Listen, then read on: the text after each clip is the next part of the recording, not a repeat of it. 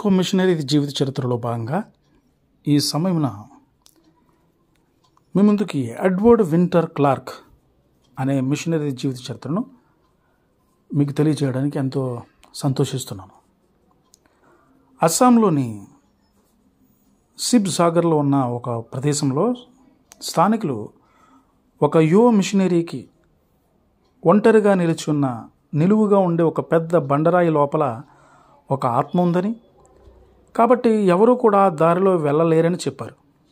అయితే వారిని ఆశ్చర్యపరిచేలా ఆ యువ మిషనరీ ఆ బండ అంచుల వరకు వెళ్ళి క్షేమంగా తిరిగి వచ్చారు. ఆ విధంగా ఆత్మలకు భయపడే, శత్రువుల తలలను తమ వద్ద ఉంచుకునే, అలాగే జంతువులను బలిచ్చే వ్యక్తుల మధ్య సువార్తను వ్యాపింపజేసిన అమెరికాకు చెందిన ఆ యువ బాప్టిస్ట్ మిషనరీ ఎవరంటే ఎడ్వర్డ్ వింటర్ క్లార్క్.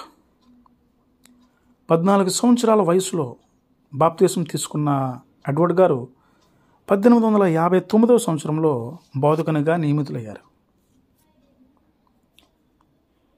1869 సంవత్సరమున మార్చి నెలలో ఆయన తన భార్యతో పాటు అస్సాంలోని సిబ్ సాగర్కు రావడం జరిగింది. అక్కడ పరిచర్య చేయడం ప్రారంభించినప్పుడు ఆయన మైదాన ప్రాంతాలలో వ్యాపారం చేయడానికి పర్వత ప్రాంతాల నుండి అక్కడకు వచ్చినటువంటి అయ్యో నాగా అనే ట్రైబ్ వారిని సంధించడం జరిగింది. ఈ తెగలకు స్వార్థ ప్రకటించడానికి ఆయనకు ఎంతో భారం కలిగింది. అయితే బ్రిటిష్ వారు విధించినటువంటి ఆంక్షల కారణంగా నాగా కొండలలోకి ప్రవేశించడం ఆయనకి సాధ్యపడలేదు.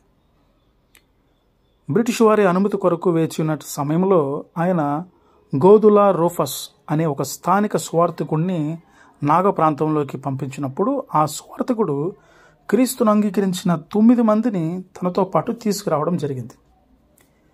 ఈ పరిణామాల ఆధారంగా చివరకు 1872 సంవత్సరమున డిసెంబర్ 18వ తారీఖున నాగా వారి భూభాగంలోకి ప్రవేశించిన క్లార్క్ గారు అక్కడ స్థానికుల మధ్య పరిచర్య చేయడం ప్రారంభించారు. ఆయన వారి స్థానిక భాషను, వారి స్వభావాన్ని, వైద్యాన్ని నేర్చుకోవడానికి తన సమయాన్ని, శక్తిని అంకితం చేశారు.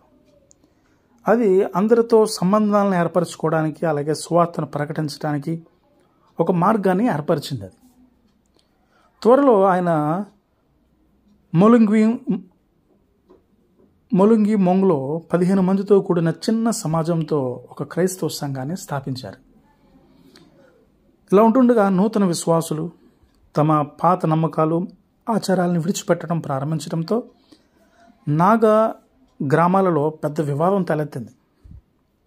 ఎంతో వ్యతిరేకత మధ్య మంచి సంస్కృతి కలిగి ఉండడానికి స్థానికులను ఒప్పించేందుకు ఎంతో జాగ్రత్తతోనూ ప్రార్థనతోనూ నడుచుకున్నాడు క్లార్క్ గారు. మునుపు అక్కడ ప్రబలంగా ఉన్నటువంటి శత్రువుల తలలను తమ వద్ద ఉంచుకునుట, అలాగే జంతు బలులు, పోరాటాలు, మద్యపానం, ఇవన్నీ కూడా నాగావారి జీవన విధానాలు క్రమక్రమంగా ఆగిపోతూ ఉండేవి. గిరిజనుల సామాజిక స్థితిగతులను మెరుగుపరచడానికి నాగాలాండ్లోని అనేక ప్రాంతాలలో పాఠశాలలు, అలాగే క్రైస్తవాలయాలు కూడా ఆయన స్థాపించారు. 1905 సంవత్సరంలో 190 మంది నాగ ప్రజలు బాప్తిసం తీసుకున్నప్పుడు గొప్ప ఆత్మీయ ఆశీర్వాదం అక్కడ కనిపించింది. చివరికి భారతదేశంలో నేడు క్రైస్తవ మతాన్ని అధికారిక మతంగా కలిగి ఉన్న ఏకైక రాష్ట్రం నాగాలాండ్ రాష్ట్రం. నాగాలాండ్ కావడం ఎడ్వర్డ్ వింటర్ క్లార్క్ గారి యొక్క 4 దశాబ్దాల పరిచర్య ఫలంగా పరిచర్యకు నిదర్శనంగా నిలుస్తుంది. ఆ దైవ సేవకుడు 1913 సంవత్సరంన తన పరమ యజమానుని చేరుకునే ఇహలోకాన్ని విడిచి వెళ్ళారు. ప్రియ స్నేహితులారా, ప్రతిరోజు మీరు సంధించే ప్రజలకు సువార్త ప్రకటించాల్సినటువంటి బాధ్యత మీరు కలిగి ఉన్నారా? అలా ఉన్నట్లయితే